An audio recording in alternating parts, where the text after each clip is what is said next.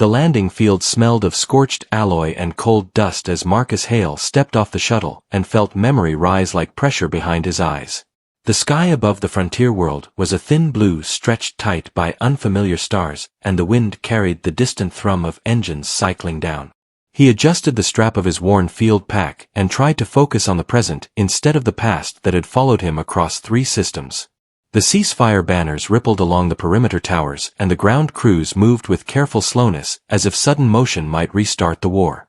Marcus kept his gaze forward, and his posture neutral, because that was how a human survived among species who measured intent in posture and breath.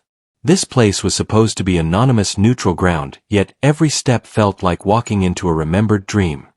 He had not expected the memory to look back at him and ask a question he could not escape. The escort detail formed a loose corridor, and their armor gleamed with the muted sheen of peace-issue plating. Marcus noted insignia and color bands the way he once counted ammunition because pattern recognition kept the hands steady. He was older now, slower perhaps, but the habits remained etched into muscle and thought. The war had taken years and names and sleep, and it had ended the way such things ended, with signatures and silence. He had left the battlefield carrying scars that did not show on scans, and a promise he had never spoken aloud. This summit was meant to be ceremonial, a public, not tied on private grief. Yet the air itself felt charged, as if history had paused to watch.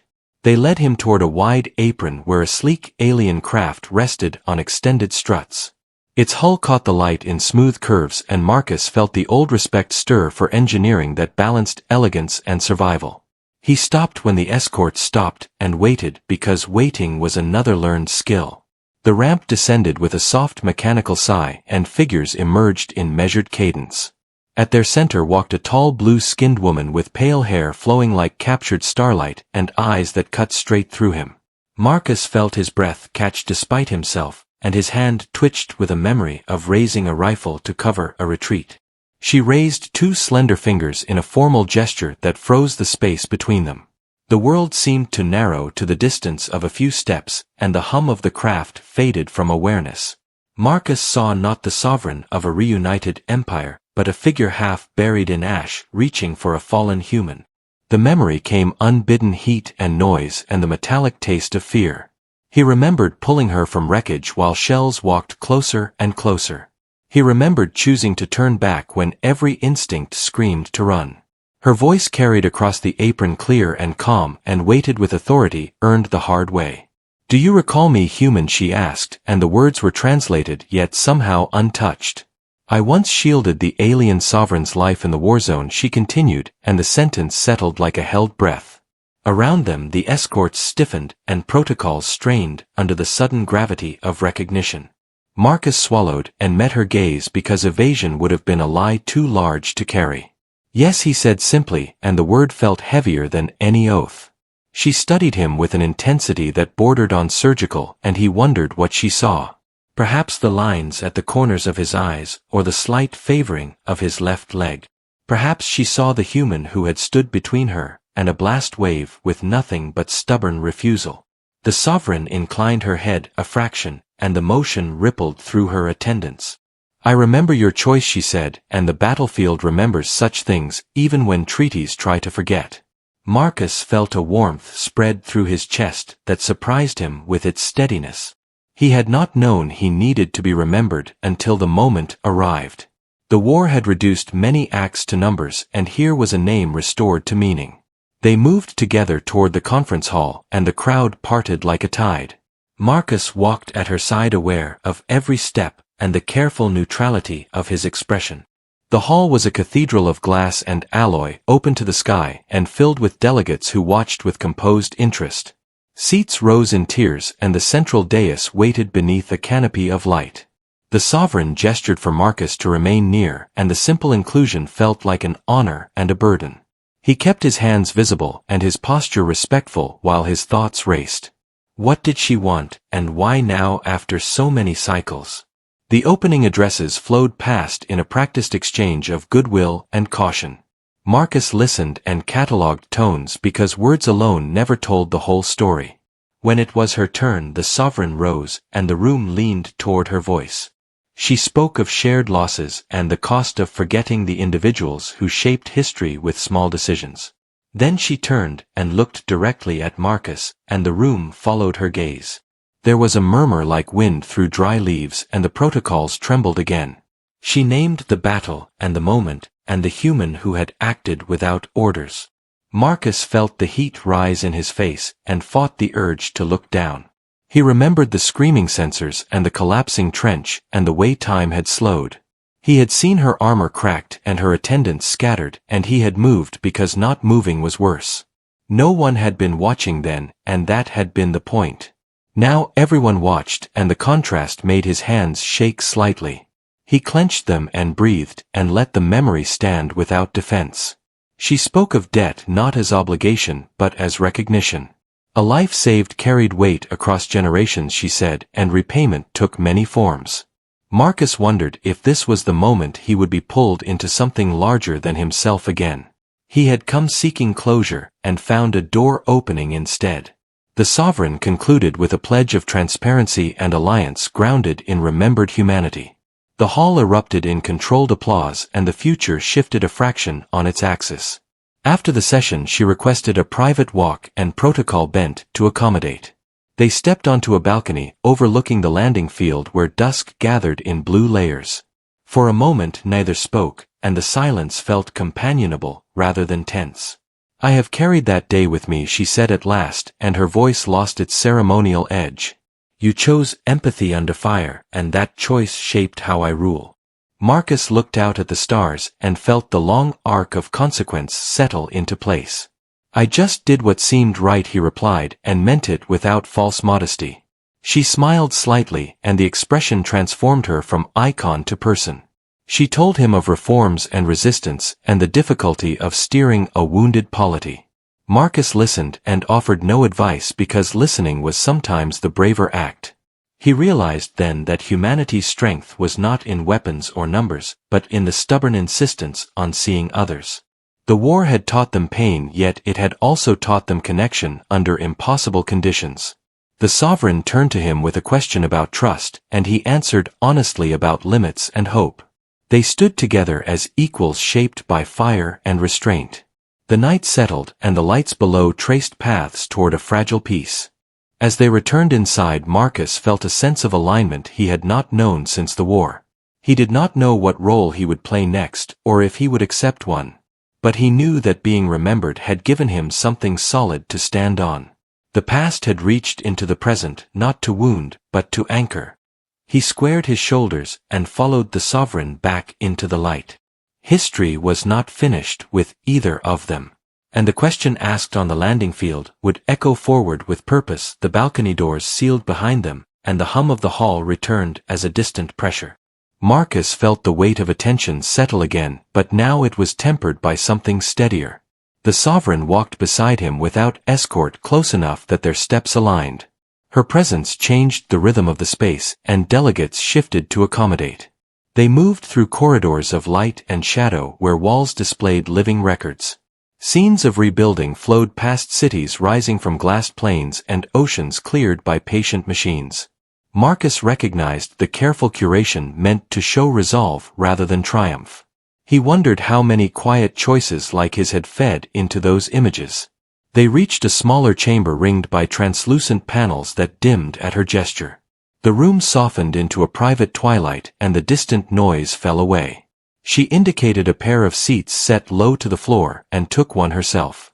Marcus mirrored the motion, and felt the unfamiliar material warm beneath him. This space was designed for conversation, not performance, and the difference mattered. She removed a thin collar module and set it aside, and her shoulders eased. In that simple act Marcus saw the cost of constant vigilance. It reminded him of nights spent in armor because removing it felt dangerous. "You have questions," she said, and it was not an accusation. Marcus considered his words and chose honesty because anything else would ring false. "Why now?" he asked, "and why bring the past into a room full of watchers?" She inclined her head, acknowledging the directness humans were known for. "Because forgetting is convenient," she replied, "and convenience corrodes peace. There are those who would rather the war be a story without faces." Your face interrupts that story, and so does mine. Marcus felt the logic click into place with a familiar clarity. She spoke of factions within her own coalition that pushed for distance. They cited efficiency and cultural friction and the math of deterrence. Marcus listened and recognized the arguments from briefings long ago. Numbers could be persuasive when people were reduced to variables. The sovereign traced a finger along the table surface and images bloomed. Supply lines rerouted, relief convoys stalled, and treaties parsed to thin threads. This is the cost of abstraction, she said, and her voice carried quiet heat. I need symbols that breathe and remember. Marcus understood then why he had been summoned. He did not see himself as a symbol, and the idea unsettled him. Yet he could not deny the resonance of a human standing beside an alien ruler. He asked what was expected, and the question felt heavier than ordnance. Not obedience, she said quickly, nor performance. Witness, she continued, and the word landed with care. Stand where others cannot ignore the shared ground we bled on. Tell the truth of it when the rooms grow comfortable. Marcus considered the ask and the boundaries it implied. He felt the old resistance to being used and the newer acceptance of purpose. They spoke for a long while, and the light shifted imperceptibly. Marcus shared details he had never put into reports. The smell of burning polymer, the sound of alien calls over human radios. The moment he had seen her trapped, and decided without thinking. She listened without interruption, and when he faltered she waited. In turn she spoke of waking in recovery and learning who had pulled her free. The knowledge had become a quiet compass, she said, guiding choices under pressure. Empathy forged in chaos was hard to counterfeit. Their stories braided into something stronger than a single narrative. When they returned to the hall, the mood had shifted again. Delegates leaned forward, and conversations hushed as they passed. Marcus felt less like an anomaly, and more like a bridge under construction. The sovereign resumed her place, and discussions turned practical. Trade corridors, humanitarian access, and joint oversight mechanisms took shape. Marcus contributed when asked and stayed silent when not. He noticed how often eyes returned to him when talks tightened. Presence altered calculus in ways no algorithm could predict. By the session end, outlines of agreement stood where doubt had been. Night settled fully by the time they stepped outside. The landing field lights cast long reflections, and ships rested like sleeping animals. The sovereign paused at the foot of her ramp and faced Marcus. There will be backlash, she said without pretense. Some will call this theater, and others will call it weakness. Marcus nodded, and felt the familiar resolve steady his breathing. I have stood in worse light, he replied, and meant it. She extended her hand in a gesture that crossed cultures. He took it and felt the cool strength there. As her craft lifted and vanished into the stars, Marcus remained. The wind carried the scent of ozone and possibility.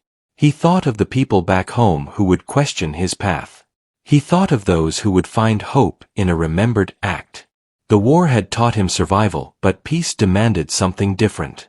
It demanded showing up again and again without armor. Marcus squared his shoulders and turned toward the waiting shuttle. The future felt uncertain but no longer empty. The shuttle ride back to the human quarter passed in reflective quiet as Marcus watched the lights thin. He felt the afterimage of the sovereign's gaze linger like a steady hand on his shoulder. When the shuttle docked, he stepped into a corridor that smelled faintly of disinfectant and recycled air. Familiar comforts grounded him, and he allowed his pace to slow. Messages queued on his wrist slate, and he ignored them until the door sealed behind him. The room assigned was spare and functional, with a viewport framing distant stars. Marcus set his pack down and sat on the edge of the bed to breathe. The silence invited memory, and he did not push it away. Sleep came unevenly, and carried him back to the Warzone without warning. He saw the shattered ridge and the smoke that swallowed sound. Orders crackled and vanished, and the ground shook as if refusing to hold together. He felt again the split second when he saw her armor pinned and understood the cost. Not heroism but consequence guided his feet as he moved. The blast threw him, and he remembered the heat and the ringing hush. When he woke, his heart hammered and the room steadied around him. Peace was quieter yet demanded its own vigilance. By morning the messages could no longer be ignored.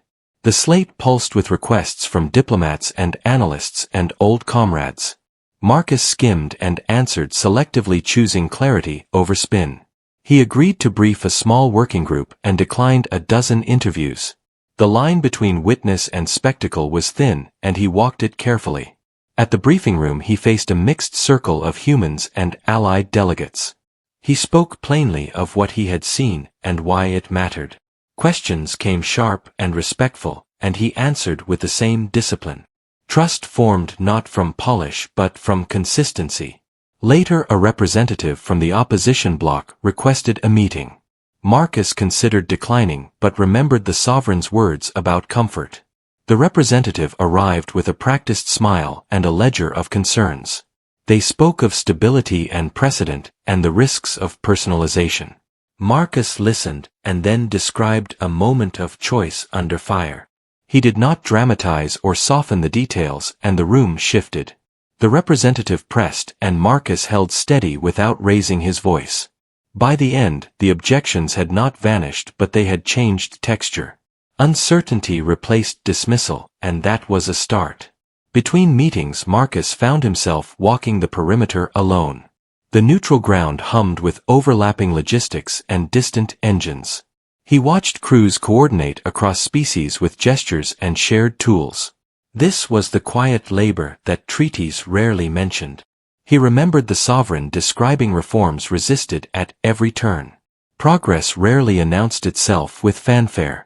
Marcus felt the weight of being useful without being central. That balance suited him better than medals ever had. He resolved to keep choosing the unglamorous path. A message arrived from the sovereign late in the cycle. She invited him to review a draft framework before it circulated. Marcus hesitated, then accepted, understanding the trust implied. The document was dense but readable, and he traced the implications carefully. Joint Oversight Committees, Emergency Response Corridors, Cultural Exchange Provisions. He flagged ambiguities and suggested language that honored autonomy. When he sent it back, he included a note about the people behind the clauses. Her reply came swiftly and carried a warmth he recognized. Your perspective anchors the text, she wrote, and I value it. Marcus closed the slate feeling a measured satisfaction. The following days blurred into a rhythm of work and reflection. He met survivors from both sides who carried their own versions of the war. Some thanked him and others challenged him, and he listened to all. The act of listening felt like an extension of the choice he had made before. One evening a young alien officer approached with careful curiosity. She asked what it felt like to step between lives without certainty.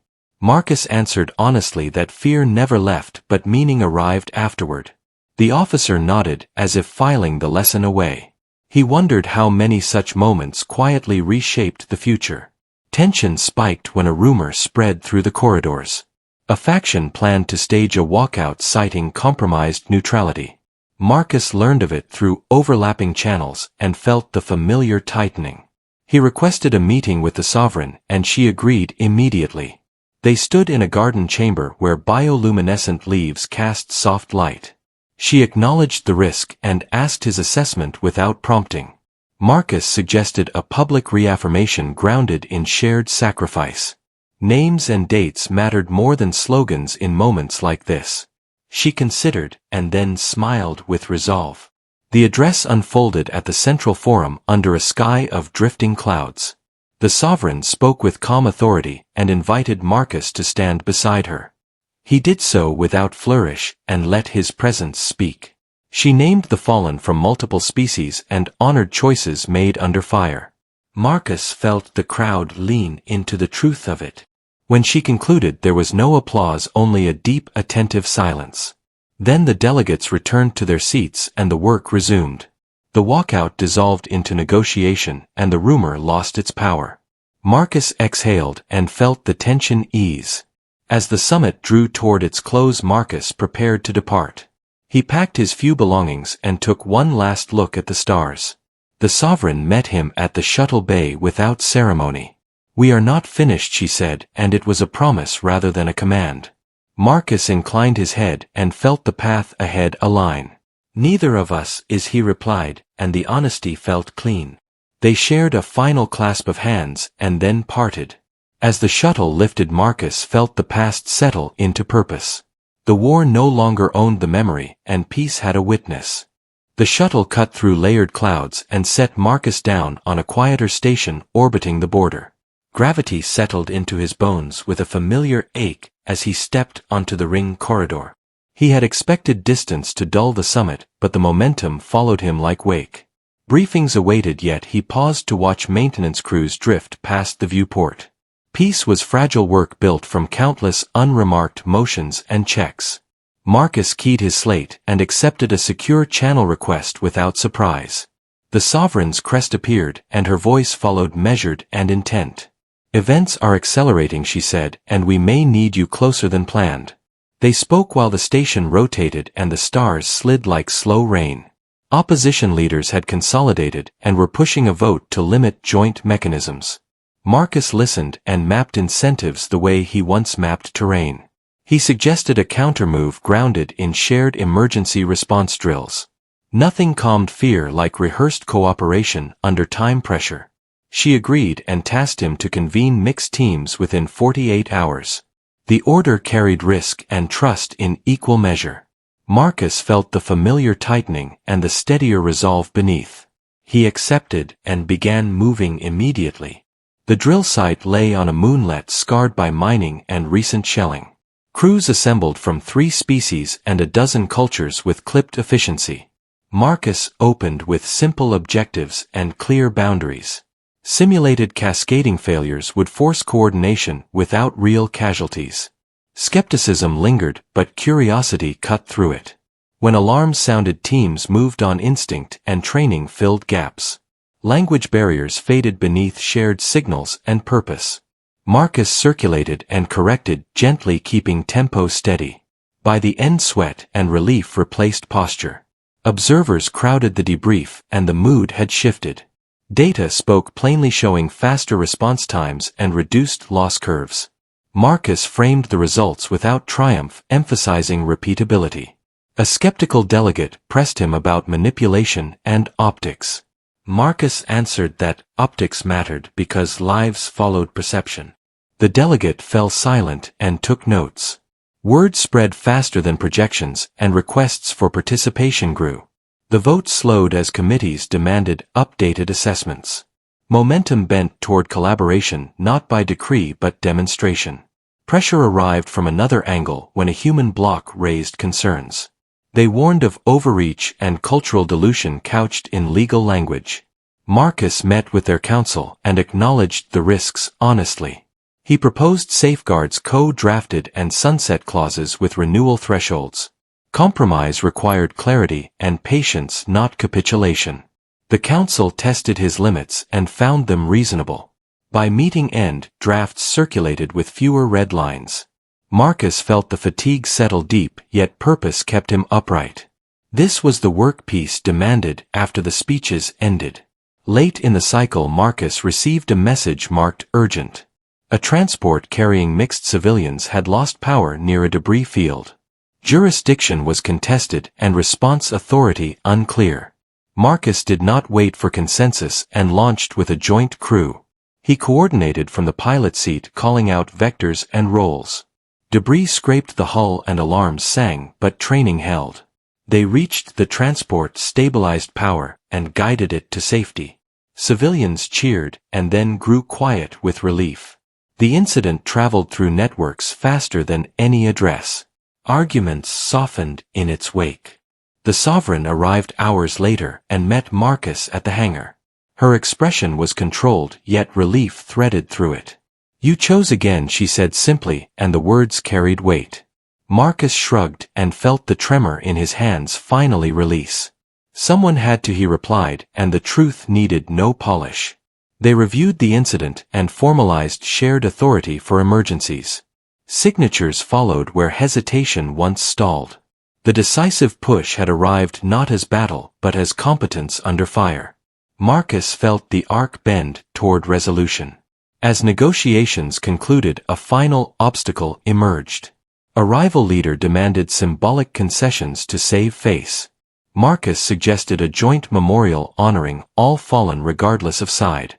Memory was a bridge few could refuse to cross. The idea gained traction, and the leader accepted with measured dignity. Plans formed quickly, and the date set beneath a shared sky. Marcus drafted language with care and restraint. The memorial would speak without erasing difference. Sometimes the hardest victories were quiet agreements to remember together. On the eve of the ceremony, Marcus walked alone beneath station lights. He thought of the ridge and the choice and the long echo since. The war had asked for speed and courage. Peace asked for endurance and humility. He felt older and steadier than the soldier he had been. The future no longer felt like an abstraction but a practiced habit. Marcus returned to his quarters and slept without dreams. Morning would carry the final turn. The memorial plaza opened beneath a pale dawn, and the air carried a hush that felt earned.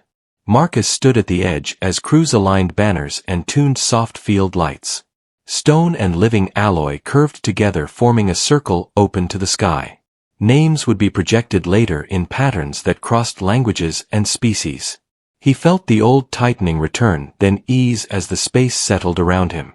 This was not a victory ground, but a place for shared weight. The choice to remember together had already changed the tone of the day.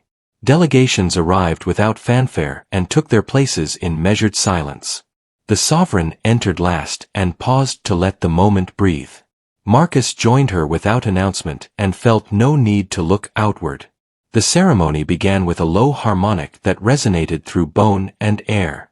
Images of the fallen appeared not ranked by side but interwoven by moment. Marcus recognized faces from briefings and nights he wished he could forget. The pattern told a truth that lists never could. Loss had not respected borders, and neither would remembrance. The sovereign spoke briefly and with restraint. She honored the dead and the living who carried them forward. She acknowledged fear and difference without dressing them in platitudes. Then she invited Marcus to speak, and the plaza leaned inward again. He did not prepare remarks beyond a single sentence he trusted. "We chose each other under fire," he said, and the sentence held. Silence followed, deep and accepting. In that silence the work of peace felt possible. After the ceremony the plaza remained open and people lingered.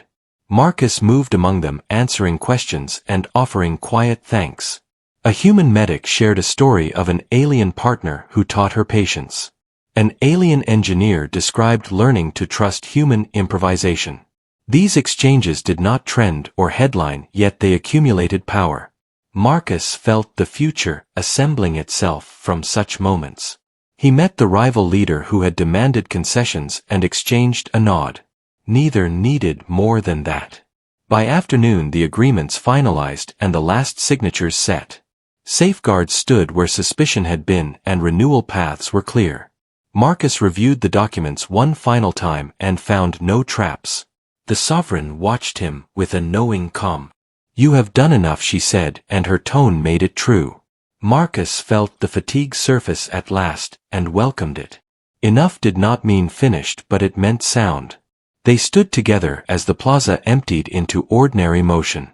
Departure came without ceremony, and suited him better that way. The shuttle waited, and the stars beyond felt familiar again. The sovereign offered a final word that carried neither command nor debt. "Remember us," she said, and Marcus smiled at the symmetry. "I will," he replied, and meant more than names. As the shuttle lifted, the memorial circle shrank into a bright ring. He felt no pull to look back and no urge to forget. The past had found its place. Time passed and Marcus returned to quieter work. He advised when asked and declined when needed.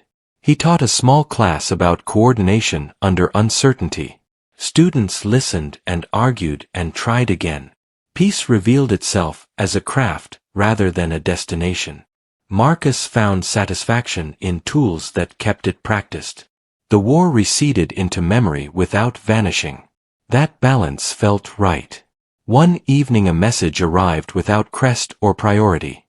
It thanked him for a choice made long ago and another made recently. The sender did not name themselves and did not need to. Marcus closed the slate and watched the sky darken. He felt the steady warmth of being remembered and remembering in return.